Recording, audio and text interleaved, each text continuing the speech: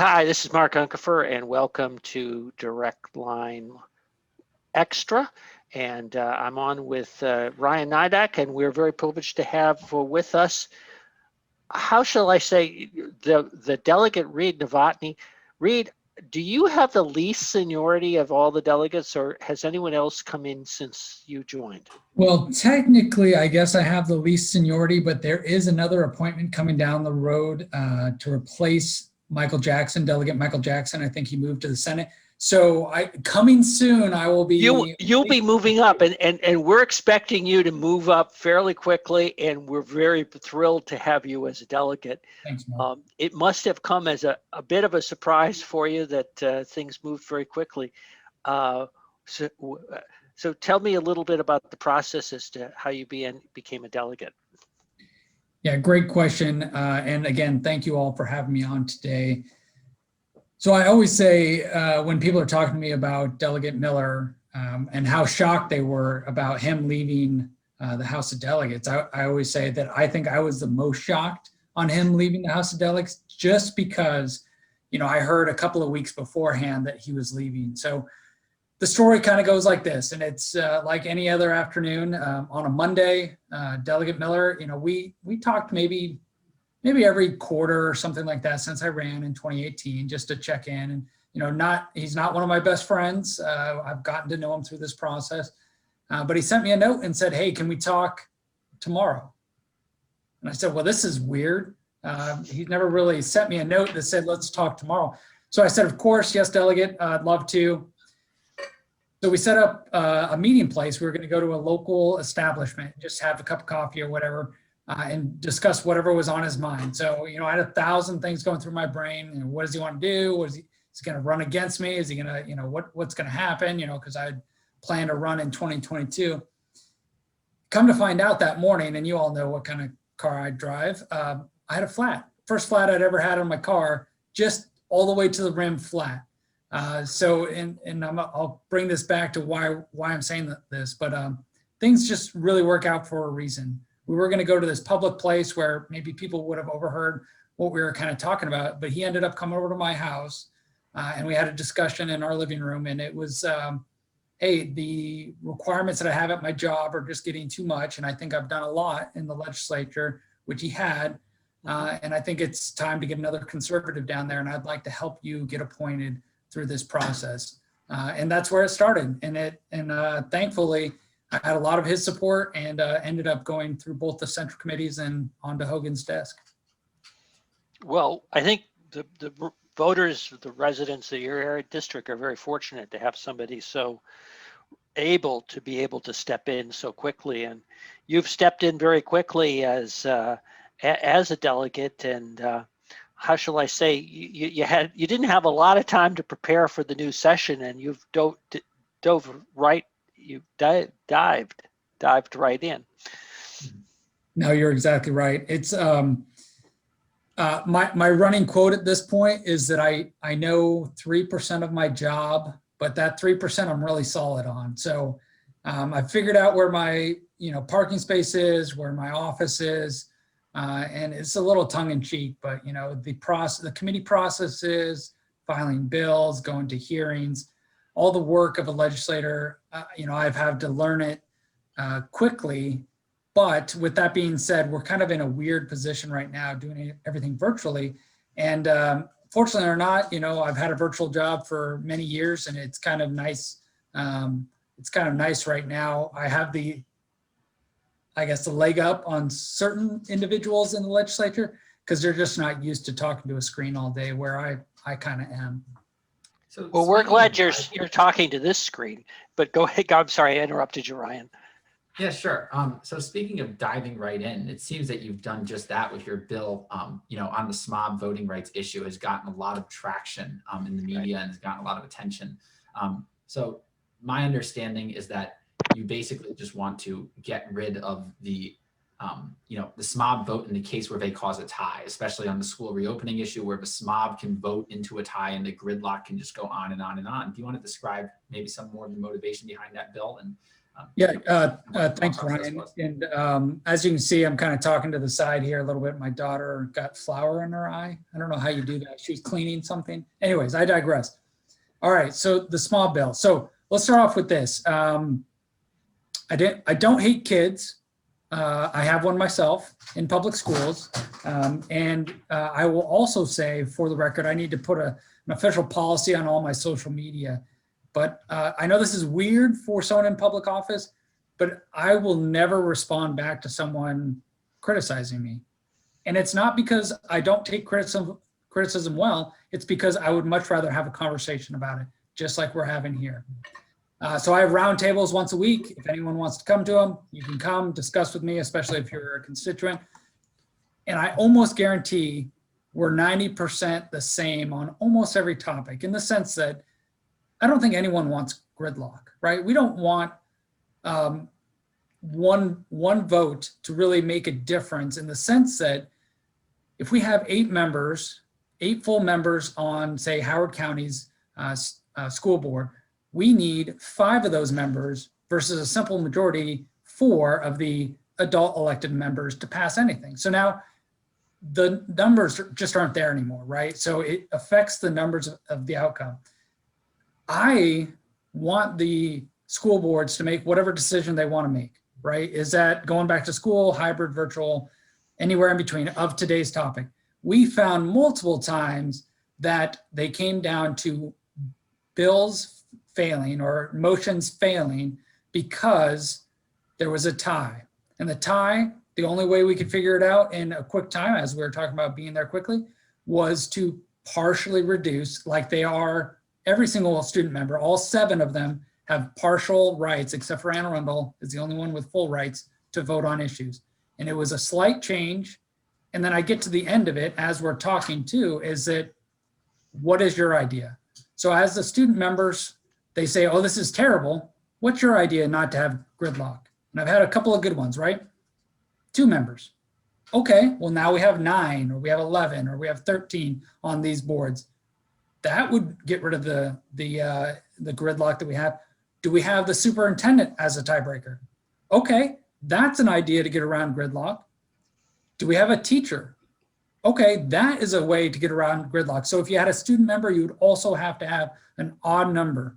Each county could actually introduce that differently. So would I be open to an amendment that said, if you have a student member, you also had to have a way to break a tie? I would say yes, because in all the research I did, think of any body of members who vote on anything. They're never 8, they're never 10. It just doesn't happen without that ability to have a way to release a tie. And I say that in the sense of, like, our Senate at the US level, 50-50 right now. And we have the vice president. That's a rule. The only place I could figure out that doesn't have a rule like that is our school boards in the state of Maryland have an ability to have an even number. Yeah, Well, I think a lot can of we that. just go back a little bit, and I know we're familiar with the topic, but can we just kind of explain a little bit about what we're talking about? These are student members of the school board. So they, forgive me, they haven't been elected by the voters, but they've been elected by the students in the school. Could you explain a little bit about how that all works? Yeah, let's talk. Just put it in broader context. Broader context, right? So 24 counties in the city of Baltimore. There are 7 counties that have an elected student member of the board who has any type of voting rights. Out of those 7, all of them except for 1 are limited in some way. So for example, a student member can't vote on a budget, or say can't vote on personnel issues or the like.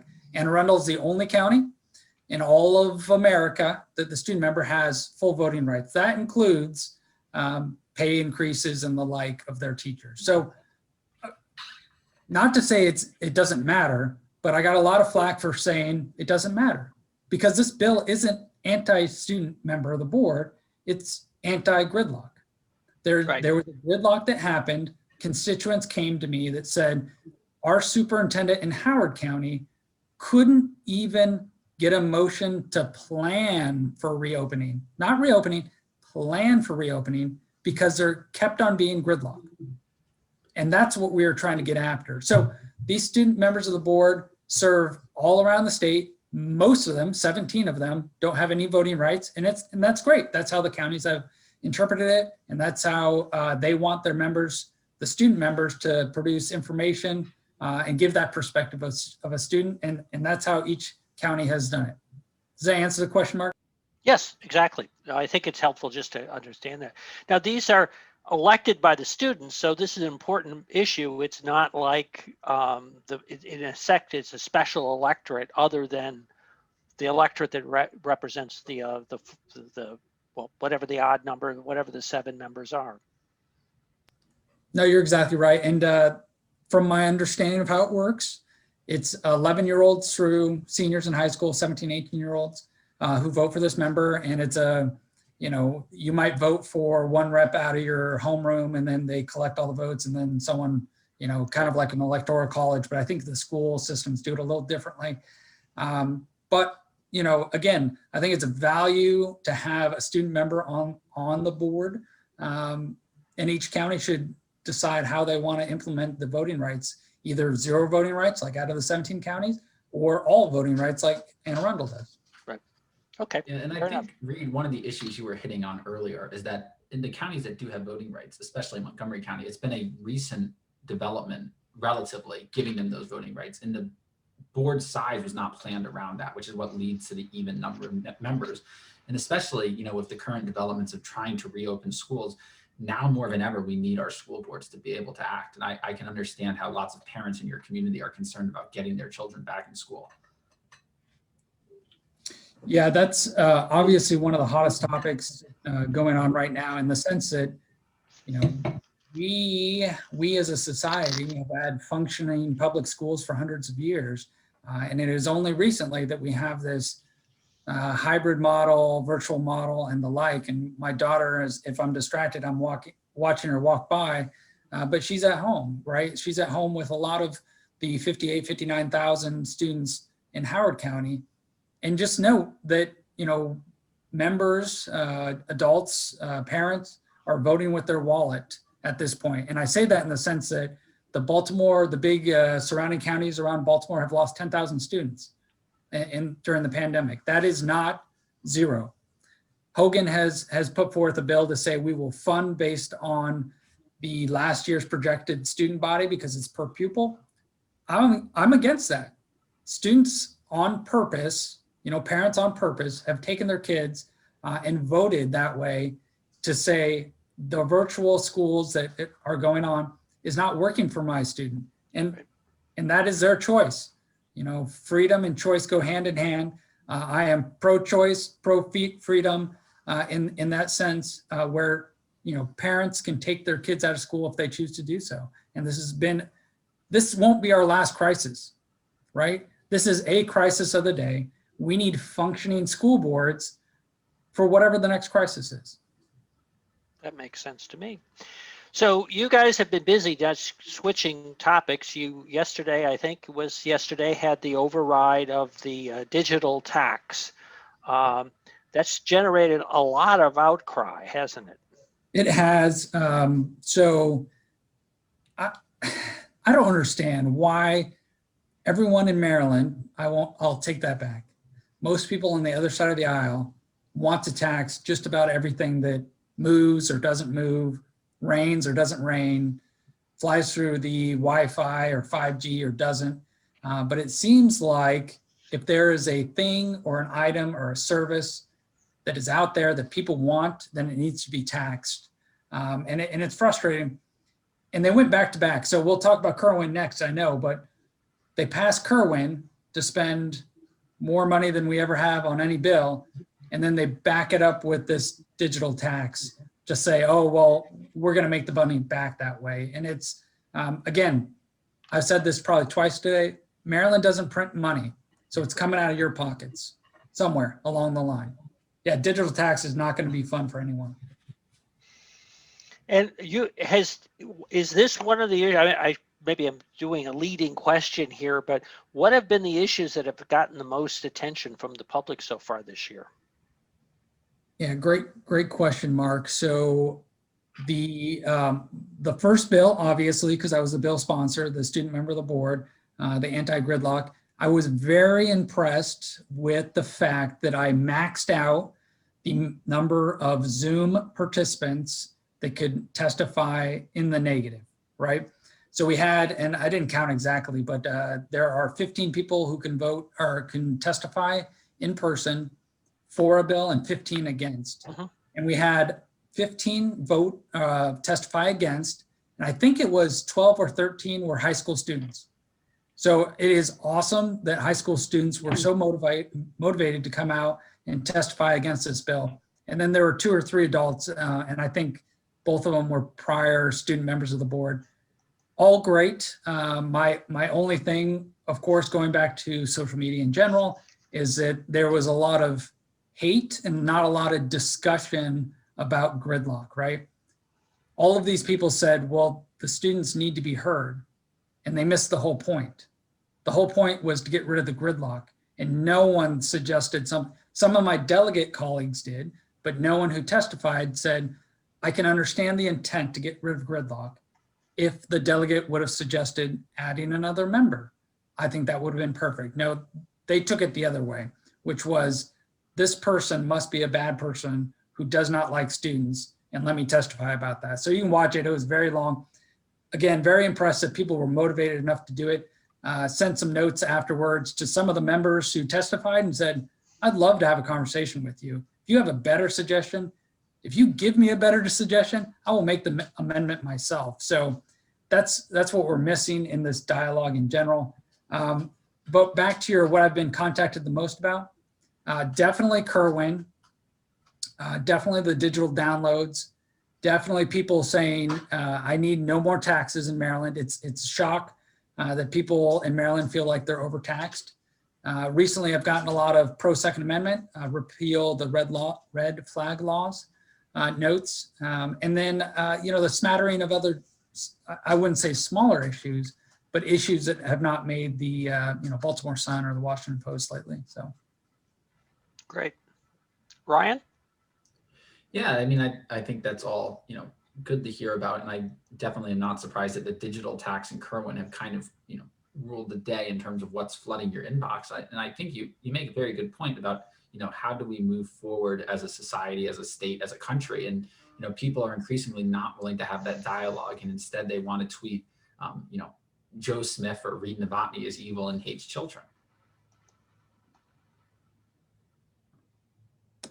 Yeah, you're exactly right. As I opened my daughter's food for her as she was handing it to me, so I apologize. But yeah, the engagement is what we're missing, and I'm speaking to people who are obviously technically inclined and are on social media, right? So we're going to put this on social media at some point.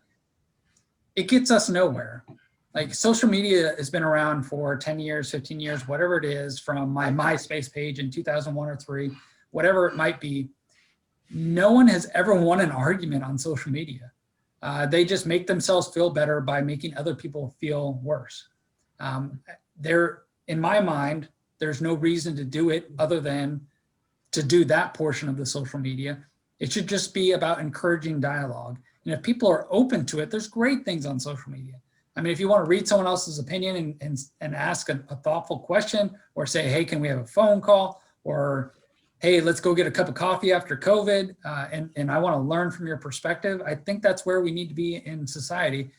And there's a lot of these issues. The next issue too that I've gotten a lot of pro and con about is the SROs in schools. So going back to schools too, the SRO topic is coming up in Howard County. They're voting on that tomorrow morning to whether or not we're going to get rid of SROs in all of Howard County.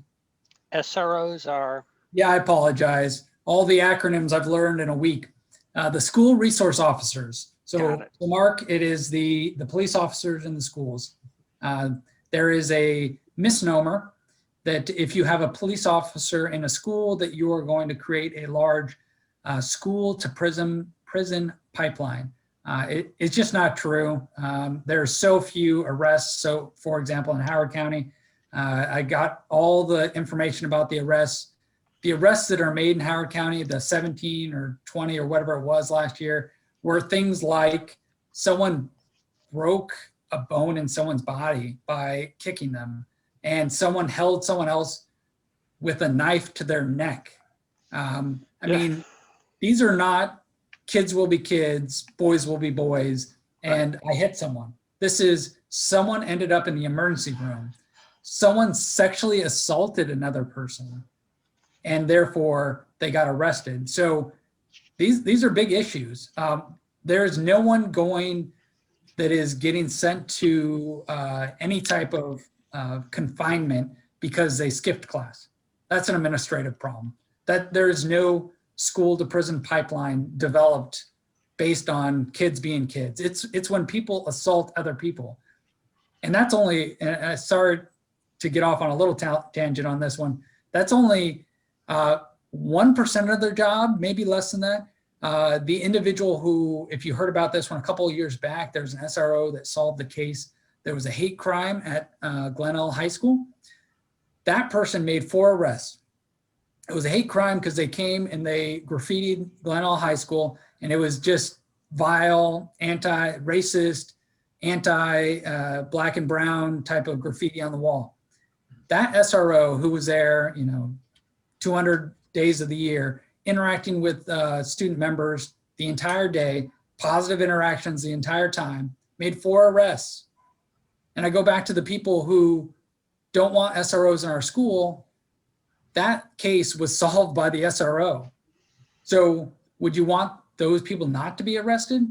Well, and of course, students in general deserve to be able to go to school in a safe environment. And we've certainly seen in other jurisdictions the issue of if you don't have that safe environment, learning can't go on. So the notion that we ought not to have people held accountable seems to be really against the interest of most students.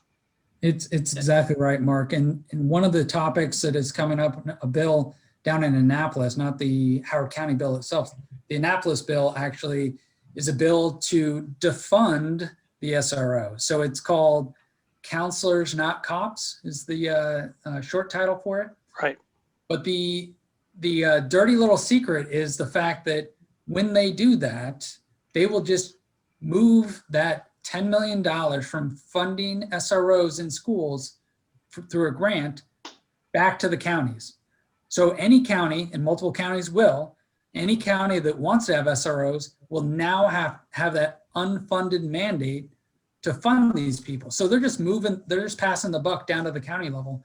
Either the county police are going to have to take it out of their budget, or the county school system is going to have to take it out of their budget to fund these SROs.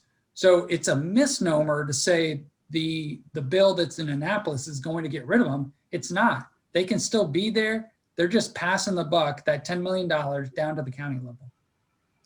And I think, Reid, you made a great point in that, as a somewhat recent graduate of a Maryland public high school, I witnessed that myself. Of the school resource officers really aren't involved in administrative issues. If someone skips class or, gets into a petty fight with another student, that's not in their jurisdiction. It's for the limited instances where a very serious crime occurs on the school grounds. But, just a few years ago, community policing was a Democrat talking point that was, that was pushed for. And it was a lot of Democrats in Maryland that actually pushed for expanding the school resource officer program, a few years ago after the Parkland shooting and some other incidents in schools.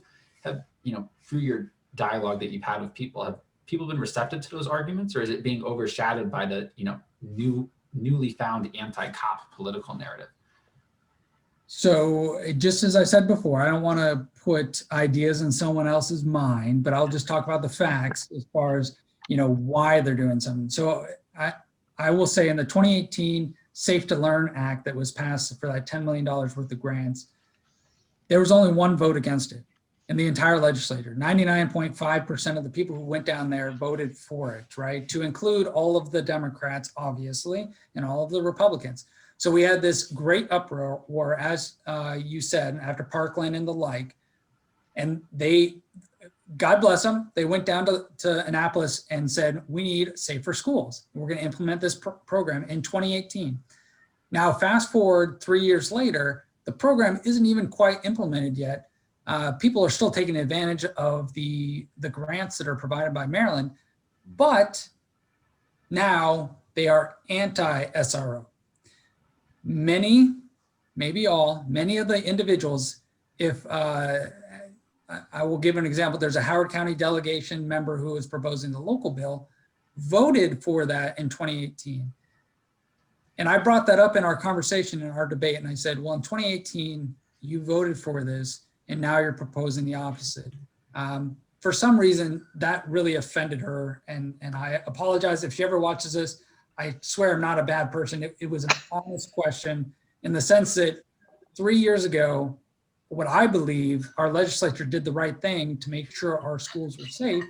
And now all of a sudden, which I believe, again, I'm not going to put words in their mouths, but I believe is driven by a larger narrative about policing reform, which definitely needs to happen. It's not a bad discussion. It just shouldn't be this knee-jerk reaction from one way to another. And they say counselors, not cops. Why not counselors and cops? There's nothing wrong with that. Yeah, I think you really covered it. And so we talked about that. We talked about the digital tax.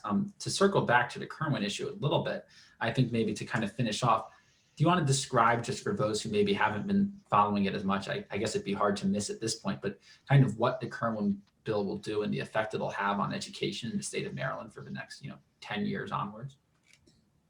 Yeah, so I am not a Kerwin expert, but I will talk to you about what I understand. But you can play one on a streaming webcast, right? Oh, I can play one on, yeah, because I slept in a Holiday Inn last night. No, and I only say that because the fiscal note on it alone is 25 pages, just to explain how they're going to pay for everything. The biggest problem is the fact that we lose a lot of control at the local level. When Kerwin is implemented, what's going to happen is we're going to have less local control, more governmental, more statewide control, so that the local school boards, we've been talking about this almost the entire time, local school boards don't have that ability to shift what's best in their local communities. Right. 88% of the costs, I believe 88%, is personnel costs. So they're not throwing this at the students, right? They're not building new schools, making more space, giving them technology. They're hiring more people. So this is a personnel bill, basically, and they're going to make new offices, they do new bureaucracies. My favorite quote from Reagan is something to the effect of, there's nothing closer to eternal life on earth than a government program. So this is yet another government program. And Maryland goes from, we spend more per pupil, but are ranked worse at the high school level than even California. California spends less than we do at the high school level. And then I'll break it down locally. Howard County spends less than Baltimore City does per pupil. But guess what? Howard County schools are better. There's 150 different reasons or different examples of when you spend money, it is not necessarily always how much you spend, it's how you spend it. So just throwing this money at the problem is not going to fix the problem. If we wanted better schools, we would have thought of better things. This does nothing to address the current pandemic we're in. It gives you zero ability to do what we are doing today and removes all flexibility that we have at the local level. But it will charge the average household $6,000 plus, what was it, per household in taxes. So that's the only guarantee it will do. And hopefully, but hope is not a plan of action, hopefully it will make the schools better. But I tell you what, it's not the bang for the buck we should have been looking for, especially in a downturn pandemic where so many people are hurting. Well, thank you very much. I really appreciate your taking the time to join us, Reid. Ryan, did you have any parting thoughts? Yeah, as we leave, I just wanted to give Reid an opportunity. I know he doesn't represent us in Montgomery County, although we'd love to adopt him as our delegate. He represents, Yes. Our neighbors right across the border in Howard and Carroll County. How can your constituents or, other people interested in the subjects you talked to today reach out for the sort of discourse you were describing earlier? Yeah, thank you, Ryan. And when we post this, we'll make sure and put up a link. But I've set up an ability to just join a Google Meet. We have them once a week. That's the easiest way. But I promise I'm the new guy. I read all my emails. Send me something. Obviously, at the state house, they have my public information there. And as you all know, I'm very accessible. It interests me too that there are a few blogs out there who have actually made some comments, and I'm sure you know which ones I'm talking about. There are a few blogs out there, although in the first 3 weeks, I think I was on the nightly news 3 times because the individual just sent a note to my office and I said, of course, I would love to talk to you about whatever topic you want to talk about. Yet some of the smaller blogs won't even send a note, but I promise I would write back to them. I'll write back to a constituent, I'll write back to anyone in the media, whatever they consider themselves in the media, and just trying to be as accessible as I can be. And again, I don't lead the people of Maryland, I hope to represent them. So that means I need to know what they're thinking. Well, thank you very much. I appreciate your joining us, Reid, and wish you all the success and congratulate you on your new responsibilities. Yep, thank you again. Thank you all.